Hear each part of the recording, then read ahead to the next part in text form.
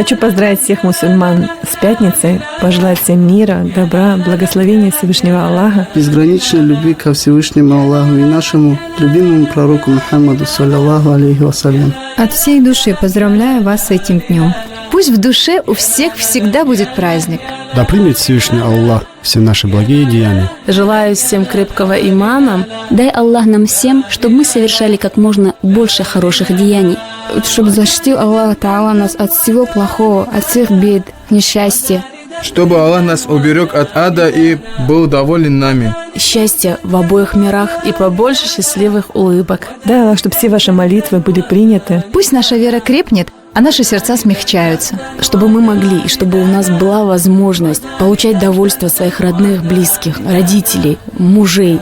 И дай Аллах баракатам этой прекрасной пятницы, чтобы мы стали искренними и богобоязненными мусульманами. И приносить как можно больше радости в этот день. Желаю всем братьям и сестрам, чтобы этот день, День пятницы, наступал в нашей жизни снова и снова, до тех пор, пока мы уйдем с этого мира такими, которыми доволен Всевышний Аллах. Аминь.